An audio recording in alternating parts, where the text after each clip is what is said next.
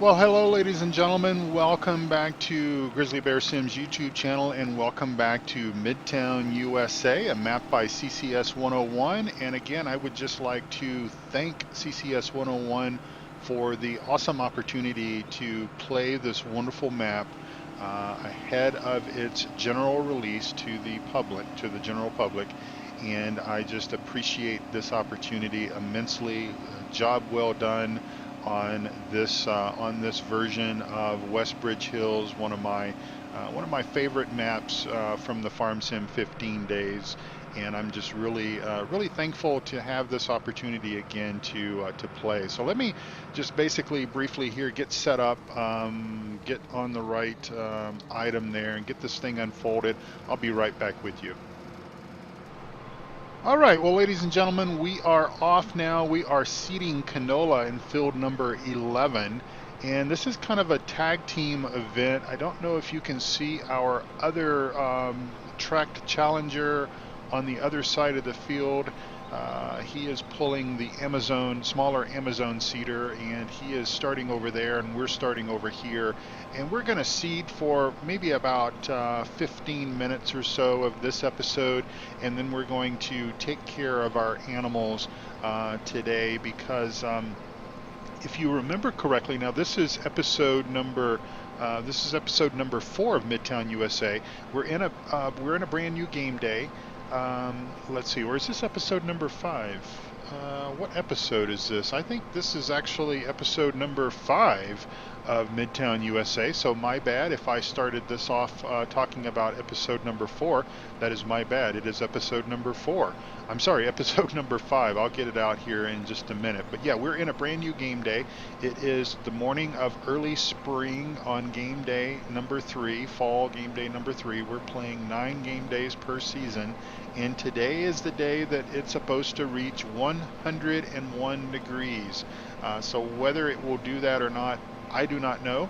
Time will tell, but we are going to basically do this for about 15 minutes and then probably hire another worker to finish this field up while we go and take care of our animals, because again, we want to make sure that we get them some fresh water and some fresh food and everything, just to help with this really warm day that today is obviously going to be. So hope you guys are having a wonderful day. I certainly hope that you all had a very Merry Christmas. I appreciate you guys tuning in to my Christmas holiday message. And of course, I'm sort of talking about all this before the fact. I'm anticipating on what my release schedule and everything actually is. Hold just one moment. All right, had a cell phone call that I needed to take there. But in any event, I hope you all had a wonderful and a very Merry Christmas, and hopefully you all are looking forward to New Year's Eve and New Year's Day in 2018. And I appreciate you all tuning into my Christmas message that I put out on the channel on Christmas Eve. I meant every single word that I said, so I appreciate you guys watching and listening to that. And I'm sorry it wasn't a little more involved. I really didn't have a map that was active, that was in the winter season, where I could kind of do snow and a Christmas tree, kind of like I did last year. So I'll try to plan a little bit better for 2018 and do something a little bit more festive there. But anyway, hope you all are enjoying yourselves. If you have time off this week, I hope that you're enjoying spending that time off with your family, with your friends, all that kind of stuff. We, as I'm recording this episode, the weekend of the 16th of December, we don't have all of our plans lined out for Christmas, or for that week between Christmas and New Year's. My wife and I are both off that week, and so we've got a list of honeydew projects that my wife wanted me to try to get done inside the house and everything. We're probably going to do some day trips. May go out and do a little hiking around the state park that is very near our house as well. It just kind of depends on what the weather is going to do. It's been kind of the weather has been quite odd for Colorado in December. We actually hit a record high just a few days ago. It was 69 degrees, almost 70 degrees in mid-December, and that is almost unheard of. And we haven't. We had some snow on Thursday, I believe. I think that would be like the 14th of December, and we hadn't had snow. Any snow, measurable or otherwise, for 60 days. It had snowed in very early October, and I think I mentioned this. I was actually traveling at that time, and I wasn't here. Wasn't here for that. So that's kind of why I don't really have much memory of it. But in any event, that is the last time that the weather forecasters indicated to us that we had snow, and I guess I certainly believe them. I don't think they would lie to us, but anyway, it has been unseasonable. And looking at the forecast, and again, I'm recording this episode the weekend of the 16th of December, and I'm working to try to build up a little bit of a queue, a little bit of a backlog of videos, just so that because I do have some stuff that's going to be going on that week that we're off, and I wanted to be able to have a somewhat regular release schedule to be able to present to you all. And but looking at sort of the 10-day weather forecast, it's not really, I don't think we're going to have a white Christmas, in other words. So did you have a white Christmas? I'm curious as to if you guys did. Let me know. Also, what did you get for Christmas? Of course, I'm recording this episode on the weekend of the 16th of December, so I do not know yet what I received for Christmas, what Santa Claus brought to me, what my wife gave to me, etc. I will tell you that, you all know that I went to celebrate Thanksgiving with my parents, my family in Texas. I can tell you that what I got from them for Christmas, I got a couple of DVDs, some wood turning DVDs on different techniques for turning bowls on a lathe, and also got some an accessory that connects to my lathe that actually helps capture dust and shavings from the material, from the wood or from the acrylic or whatever it might be that I'm turning, and that actually, of course, we celebrated Christmas and Thanksgiving kind of at the same time. So when I did get back from Texas from that trip, I did go ahead and put the dust collection system on my lathe, and I will tell you that has worked out quite well, and just kind of capturing some of that dust and some of those chips and shavings and everything, so that there's not quite as much coming towards me. Of course, I use a respirator that has both a particulate filter as well as a vapor filter, because some of the materials that I use, some of the glues and finishes and everything that I use on various projects and stuff that I build, that I create, do have some fumes and everything that I'm just trying to protect myself from. Some of the glues do cause me some sort of almost asthmatic symptoms if I don't use like a vapor type mask. So I use like a 3M respirator that has these filters that attach onto the side, kind of look almost alien, almost like, and there's various filters depending on what you're doing. The mask is sort of multi-purpose, and you just interchange the filters. Well, I did find a combination particulate, which obviously filters out the sawdust and the small pieces of material that would get airborne, whether you're sanding or using the lathe or a saw or whatever. And then also it has vapor filter properties in it as well. So good stuff. And those are just things that you got to do. You got to protect yourself. You want to protect your lungs. You're only going to get one set of lungs in this life, unless you unless you go a transplant route. And anyway, that's not what this episode is going to be about, so I will just stop talking about that stuff right there. But anyway, hope you guys did have a wonderful Christmas and whatnot. So anyway, I'm sure my Christmas is going to be fantastic. Again, off the week between Christmas and New Year's, and I'm looking forward to the food and looking forward to all the new Christmas specials that'll be coming out. You know, my wife and I, we watch a lot of content from BBC, and so we have a way to stream BBC and ITV from the UK into our home. And there's quite a few of the programs that we really do enjoy watching, like, for example, Father Brown. And for those of you that watch my Thornton Farm series, you guys kind of know that I have used a few characters from Father Brown, from the Father Brown series, on my Let's Play. We've talked about Father Brown. We've talked about Lady Felicia. And there may be another one coming here or there that we may bring in. It's just, oops, let me get on track here with the big bud. There may be another character that we may introduce into Thornton Farm during that series, so stay tuned for that.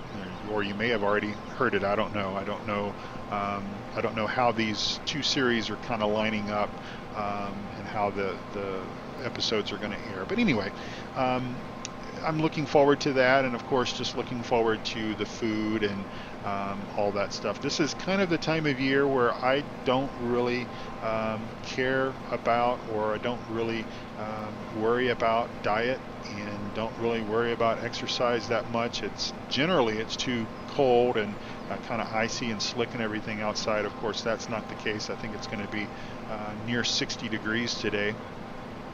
The weekend of the 16th, but I do believe we have snow coming again.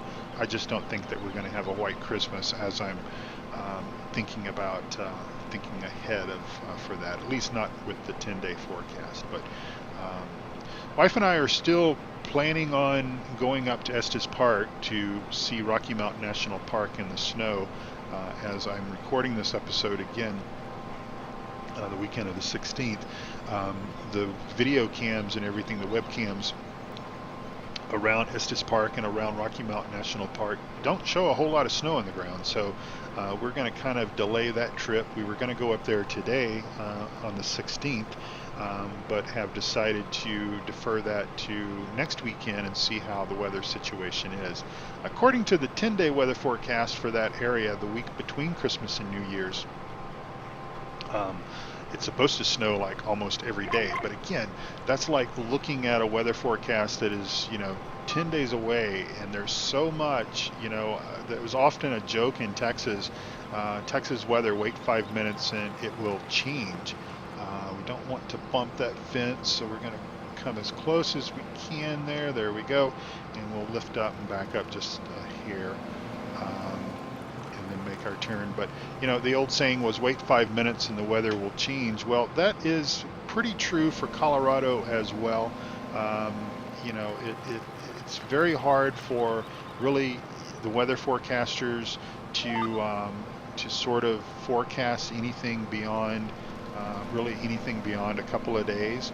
Now, generally, if we have like a major blizzard, a major winter storm system that is going to come through and affect the area, they usually can forecast that fairly successfully, several days in advance, and that sort of gives everyone an opportunity to get to the grocery store and get those items such as bread, eggs, and milk, because those are three things that after we have a massive a major snowstorm, and I'm talking about blizzard type proportions where we would get 2 to 3 feet or maybe more within a 24, 48 hour, 72 hour time frame. It's the bread, milk, and eggs that take the longest to get back into the stores.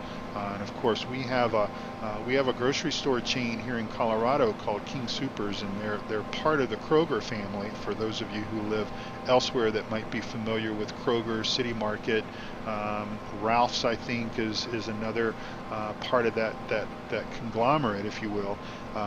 King Supers obviously provides, and they have distribution points all over Colorado, because there's King Supers in pretty much every town in Colorado, even in the high country. But obviously the eggs and the milk and the bread are things that, you know, they will start putting them in the stores almost immediately after the storms, but they don't have them in the same quantity. And because those are items that almost every single family that shops in these grocery stores are going to buy milk, they're going to buy bread, they're going to buy eggs, that these things tend to go quickly. So you almost have to get there fairly early, just after they've stocked the shelves and everything, to be able to get them. And then in a couple of days, it all sort of balances out, and everything is once again available in the shops, in the stores, as it should be.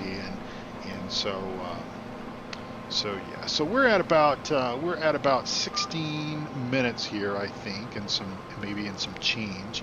And I said we weren't going to do this the entire time, so I am going to just get this guy here started here, and we will hire a worker, and then we're going to just jog down to the main farm, and we're going to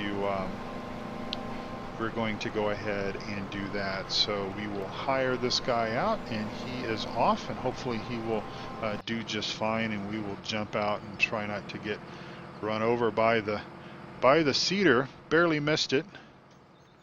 I do love the animations of this stuff. It's fantastic, fantastic stuff. All right, so let's get on back to the main farm. We're just going to jog down the hill here. We're not so old that we can't just jog down here. So I will do an edit here right quick, and I will see you back once we get the tractor and get that connected to the feeder and all that good stuff. All right, well, we're in our little Massey here, and I think maybe I can squeeze through here all right. I normally don't leave a tractor in a cultivator sitting in the middle of that barn, just so that I can sort of pass through without having too many problems. So I think what we'll do is we'll just we'll set this guy up out right here, and we're going to go ahead and leave him running with the mixing wagon turning there. And we do need to move our T8 out of the way because it's parked right in the middle of the way. So we'll go ahead and drive this guy right up here. There wasn't too much damage done to the T8 after our hired worker chose to flip it there on the field. It should be just fine.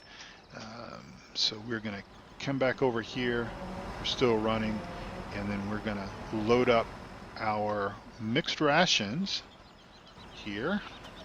And yep, got the Manitou on this map. You know, I pretty much love this telehandler. Working inside this building, I would say that I think Farmer Klein probably has the right idea. He's using, he is actually using, let's see, let's grab some straw. He's actually using the, little Bobcat, the little skid steer.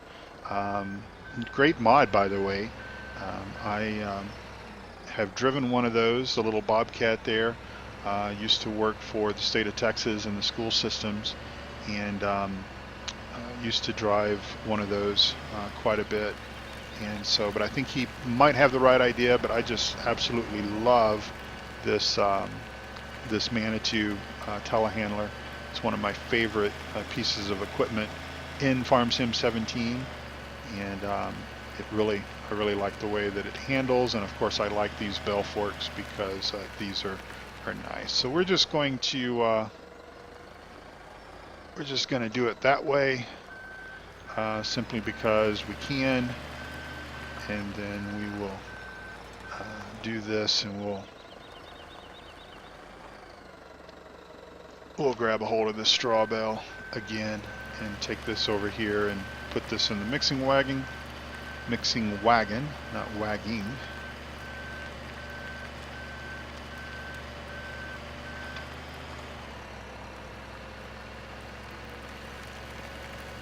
Still getting a little bit of lag. I've tried to sort of, each time I sit down to record, I do try to drive around the map a little bit and let some of that cache in since the updates, but I haven't had as much success at getting everything to sort of calm down with regards to performance with these latest updates, but I suppose it'll be all right. We'll make do with it. Let's just see how much grass that they're probably going to need. I think we'll probably take we'll probably do the same thing. We'll grab 4 bales of grass. In our mixing wagon, we are mixing, obviously that is a 16,000 liter capacity mixing wagon. I just keep calling that something else. And so obviously with that, our ingredients as far as total mixed rations are concerned is going to be 4,000 liters of straw, which is 1 bale, 8,000 liters of hay, which obviously is 2 bales, and then the rest of it topped up with silage. And of course you can alternate the silage for the hay. So if you want to, if you're running low on hay bales or hay, you can put just 4,000 liters of straw, 4,000 liters of hay, and then double up the silage. But we're doing okay on kind of on both, so we're going to give these guys that. Let's see, will they go ahead and take this bale? They will not. So what we're going to do with this bale is we're going to do the same thing. We'll protect our immersion here, and we'll drop that down, and then we'll grab a hold of it again, and then we're going to take this hay over to our sheep, and we'll give this bale of hay to our sheep. This map does have, you know, like with Stevie's maps, where we've got silos that will accept grass and hay and straw and all that kind of stuff. This map does have, and it's in this barn right here. It does have a silo for straw. I think it's in that barn right there, or maybe it's in that. No, I think it's right here actually. Anyway, there is the capacity on this map to store hay and straw if you want to. So we may do it that way. We're also going to bale as well, so we'll do a little bit of both maybe. But anyway, that is on here. I really like this. I really like this barn. I like those fans. That's kind of cool. Help keep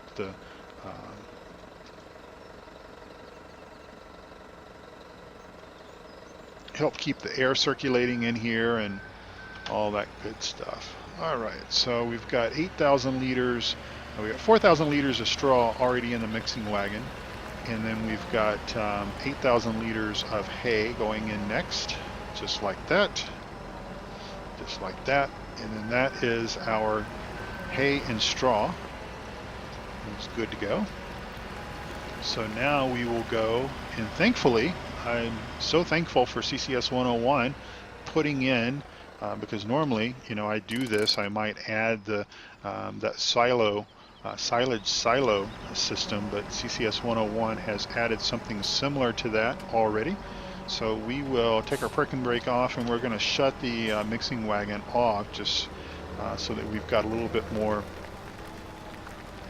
We're going to shut the mixing wagon off.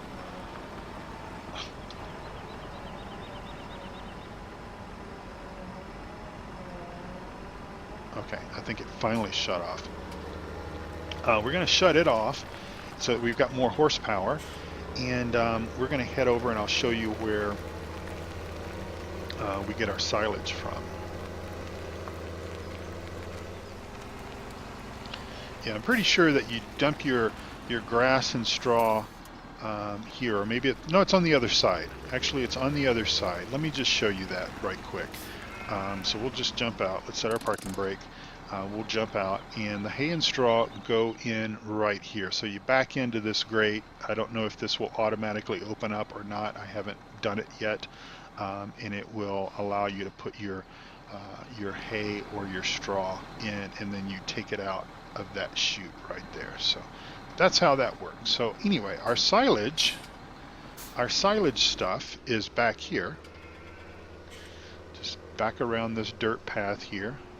And we have 2 silos for silage. So we dump our grass or our chaff in back here, and then we can fill it up here. So we'll go ahead and turn our mixing wagon back on, so it's going to mix everything up nice and thorough for our cows. They do like nice mixed total mix rations. And there we go. So once again, I'll shut that off so that we've got maximum horsepower. You know, the more realistic mod does kind of hamper our performance on our tractors and everything. Again, I think it just sort of tries to drive it down to real world performance, as best I guess as those guys know what real world performance is for these types of pieces of equipment, tractors and mixing wagons and so on and so forth. Alright, so we will pull up here and we will drop our TMR off, power food, to our cows. And they are very thankful for that. Looking very nice and healthy.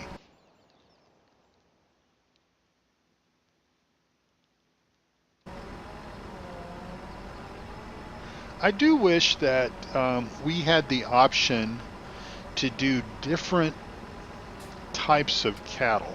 I like, yes, I like the dairy concept. I think that's cool, but I also think it would be nice if we could, do like we had in Farm Sim 15. Of course, it was modded. It was modded maps and everything that allowed for raising cattle for beef purposes. But I do wish we had that option. I wish we had some little bit of flexibility where we could do multiple things, one or the other. And either the map would establish it, or maybe even there was be an option that you could do both. Maybe. I mean, I would think it would be nice to have the luxury to be able to kind of do both. To have a dairy function and maybe just raising beef for auction. Okay, and just like that, we have fed 16,000 liters of total mixed rations to our cows. That will be sufficient for now, at least. And we'll shut that thing off again, and we'll try to concentrate on getting this guy backed into the barn where it goes.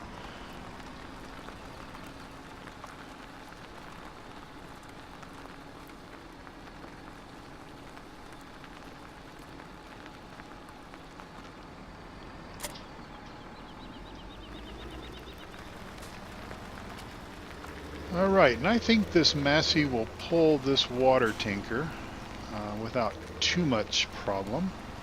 I hope anyways. I did upgrade the water tanker.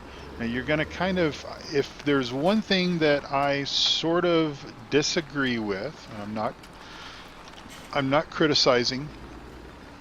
I do really try not to do that because I cannot mod. I cannot create maps. And if I can't do something, then I try to certainly eliminate or limit my critiquing and criticism, all that kind of stuff. But if there is one thing that I do sort of disagree with how ccs101 has set up this map, is with the water trough. The water trough is inside. It's inside the hay barn, or it's inside the dairy barn here, and so I disagree with that, because I think that pretty much everywhere in the world that one may travel and look at different farms and ranches and even dairies and stuff like that, I really think that water troughs are going to be on the outside of the building, because what little bit of rain that you get on your farm or your ranch or whatever the case is going to be would definitely be appreciative to have that just go ahead and the empty into the water trough. There we go. And so for realism purposes, I just think it would be better outside here. And it can be inside. I don't mind having to come into the area here to give the water. I just think it needs to be outside. Perhaps he's put it in there for a bit of a challenge to make it maybe not quite so easy. Maybe that's why the additional mud and everything has been sort of applied to the map as well so it's a bit of a challenge.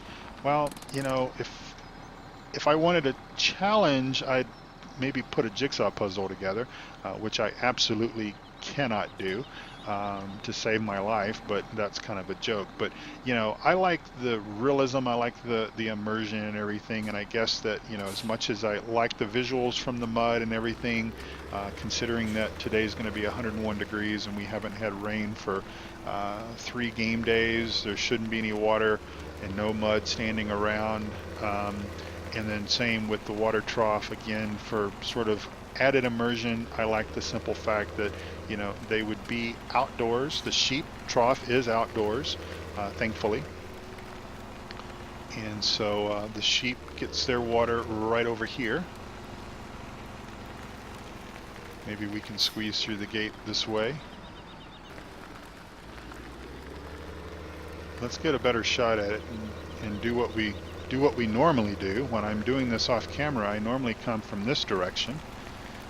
Again, the smaller water tanker that he puts on this map is probably better suited, but it doesn't hold as much water and you have to kind of make a few more trips and everything. And so, well, I like to be possibly as efficient as possible.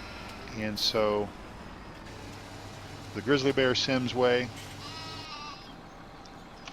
is kind of how I do things. So there we go.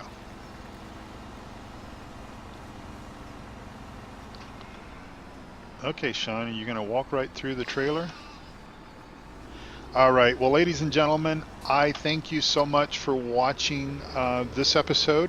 One thing also about this map I will point out, and we will need to get the telehandler back here and grab that bale of straw because it only has the capacity to hold 1 bale at a time. And so you want to keep an eye on your, did I say straw?